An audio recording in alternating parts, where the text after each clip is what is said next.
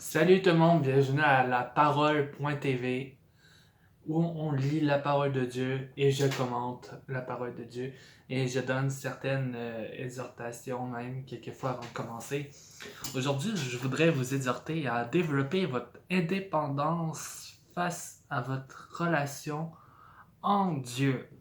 Ce qui veut dire en fait de ne pas dépendre d'hommes, de Dieu, d'un ministère quelconque pour entrer en communion avec Jésus-Christ et son Père. En fait, c'est ça que je veux qu'on développe ensemble. C'est votre indépendance. Vous n'avez pas besoin d'un homme consacré dans un ministère pour entrer en communion avec Dieu. Dieu seul, avec Jésus-Christ. Non, vous pouvez le faire seul, vous êtes capable, vous êtes indépendant, vous n'êtes pas attaché à eux, sinon la société chrétienne, les gens chrétiens iraient très mal, on serait tous très faibles spirituellement et sans jugement. Cela va développer votre sens critique, votre jugement, va augmenter votre connaissance de Dieu afin de discerner le bien du mal. Amen. Alors développez votre indépendance. Vous n'avez pas besoin de moi pour lire la parole de Dieu. Vous n'avez pas besoin de mes commentaires, de ma pensée même pour comprendre la parole de Dieu. Comme je disais dans Matthieu 24, mais c'est le Saint-Esprit qui va vous montrer ces choses. Amen. Alors aujourd'hui, on est dans le livre de Matthieu, le chapitre 25. Alors, commençons encore sans plus tarder le chapitre. Alors, le royaume des cieux ressemblera à 10 jeunes filles qui ont pris leur lampe pour aller à la rencontre du marié. 5 d'entre elles étaient folles et 5 étaient sages. Celles qui étaient folles ne prirent pas d'huile avec elles en apportant leur lampe, tandis que les sages prirent avec leur lampe de l'huile dans des vases. Comme le marié tardait, toutes s'assoupirent et s'endormirent. Au milieu de la nuit, on cria « Voilà le marié! Allez à sa rencontre !» Alors toutes ces jeunes filles se réveillèrent et préparèrent leurs lampes.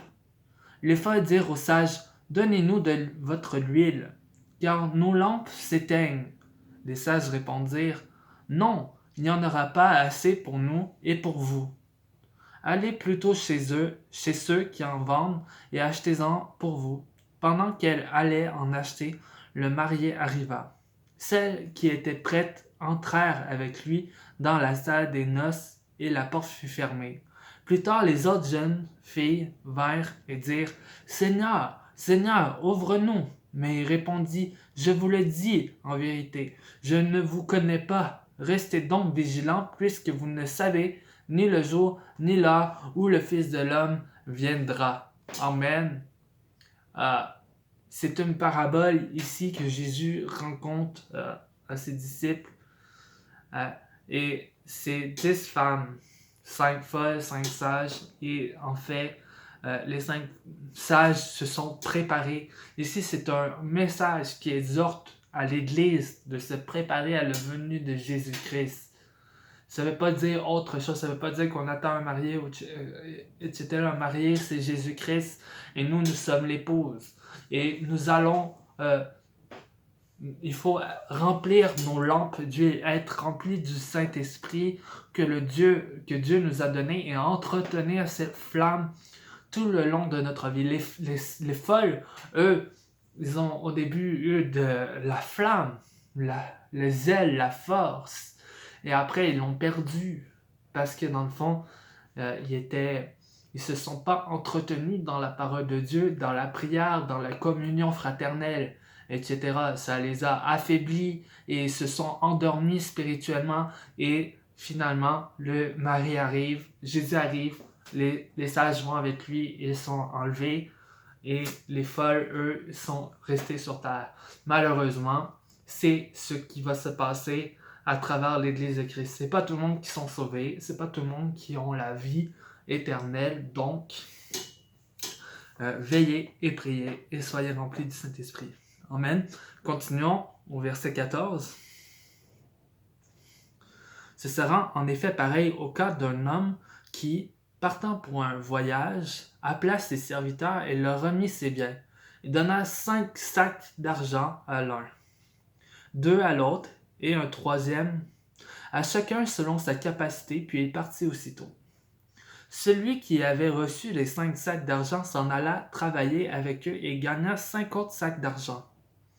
De même, celui qui avait reçu les 2 sacs d'argent en gagna 2 autres. Celui qui n'en avait reçu que un alla creuser un trou dans la terre et cacha l'argent de son maître. Longtemps après, le maître de ses serviteurs revint et leur fit rendre des comptes. Celui qui avait reçu les 5 sacs d'argent s'approcha, en apporta 5 autres et dit « Seigneur, tu m'as remis 5 sacs d'argent, et voici 5 autres que j'ai gagnés. » Son maître lui dit « C'est bien bon et fidèle serviteur. Tu as été fidèle en peu de choses, je te confierai beaucoup.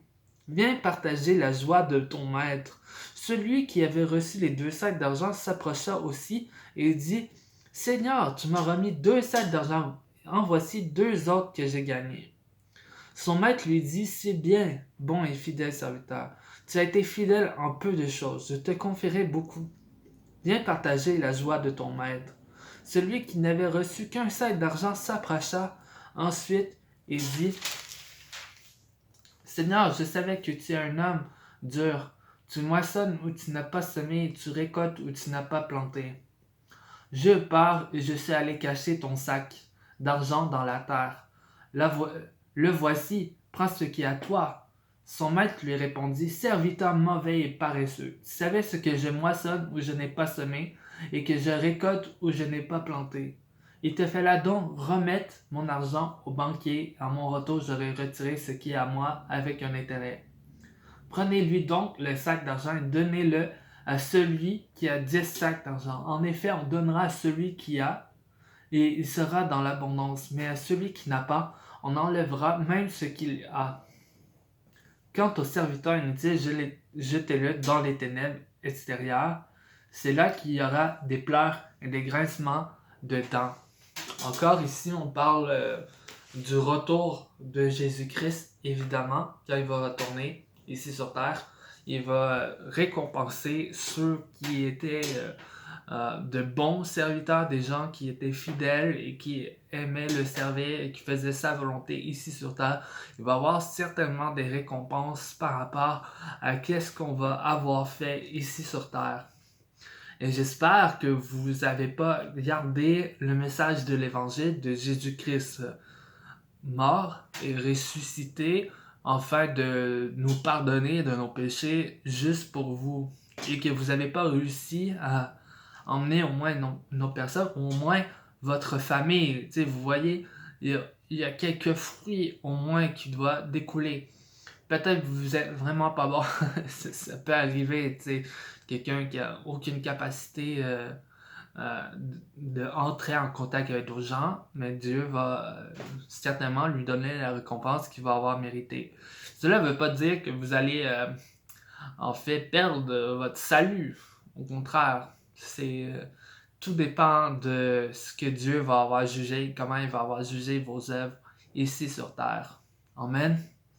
Alors, soyons pas paresseux, soyons pas parmi ceux qui se cachent, mais au contraire, soyons ceux qui se révèlent et qui disent leur croyance avec fidélité et avec confiance aussi. Amen. Alors, on va pas plus tarder, on va aller au verset 31. « Lorsque le Fils de l'homme viendra dans sa gloire avec tous les saints anges, il s'assiera sur son trône de gloire. Toutes les nations seront rassemblées devant lui. Il séparera les uns des autres, comme le berger sépare les brebis des boucs. Il mettra les brebis à sa droite et les boucs à sa gauche. Alors le roi dira à ceux qui seront à sa droite, « Venez, vous qui êtes bénis par mon Père, prenez possession du royaume qui vous a été préparé dès la création du monde. En effet, j'ai eu faim et vous m'avez donné à manger. J'ai eu soif et vous m'avez donné à boire. J'étais étranger et vous m'avez accueilli. J'étais nu, vous m'avez habillé. J'étais malade et vous m'avez rendu visite. J'étais en prison et vous êtes venus vers moi. Les justes lui répondront, Seigneur, quand avons-nous vu affamé et t'avons-nous donné à manger ou assoiffé? T'avons-nous donné à boire? Quand avons-nous vu étranger, t'avons-nous accueilli ou nu et t'avons-nous habillé? Quand avons-nous vu malade ou en prison et sommes-nous allés vers toi? Et le roi leur répondra, je vous le dis en vérité, toutes les fois que vous avez fait cela en l'un de ces plus petits de mes frères, c'est à moi que vous l'avez fait. Ensuite, il dira à ceux qui seront à sa gauche, éloignez-vous de moi, maudits, allez dans le feu éternel qui a été préparé pour le diable et pour ses anges. En effet, j'ai eu faim et vous ne m'avez pas donné à manger. J'ai eu soif et vous ne m'avez pas donné à boire. J'étais étranger et vous ne m'avez pas accueilli. J'étais nu et vous ne m'avez pas habillé. J'étais malade et en prison et vous ne m'avez pas rendu visite. Et pardon, et répondront aussi, Seigneur, quand avons-nous vu affamé ou assoiffé, ou étranger, ou nu, ou malade, ou en prison, et ne t'avons pas servi? Il leur répondit, je vous le dis en vérité, toutes les fois que vous n'avez pas fait cela à l'un de ces plus petits, c'est à moi que vous ne l'avez pas fait. Ils iront à la peine éternelle, tandis que les justes iront à la vie éternelle. Amen. Voici ce qui est tout pour le chapitre 25. C'était pas un très long chapitre, mais le prochain, il va être long, je vous le dis. Non, c'est pas vrai. Mais en fait, tu sais, c'est très clair ici que Dieu veut qu'on prenne les soins des uns et des autres, qu'on s'entraide tous, autant ceux qui sont plus dans le besoin que ceux qui sont plus riches. Dieu ne veut pas seulement qu'on donne notre argent à ceux qui ont plus d'argent, afin qu'on récolte plus et qu'on utilise une certaine loi de la semence que certains prédicateurs. C'est vrai, Dieu va redonner à celui qui donne, mais celui qui donne vraiment aux pauvres, aux gens qui ont de la difficulté alentour de vous, cela vous sera redonné encore plus davantage à la fin des temps. Amen. Alors, c'est tout pour le chapitre 25. On se revoit au chapitre 25. À bientôt!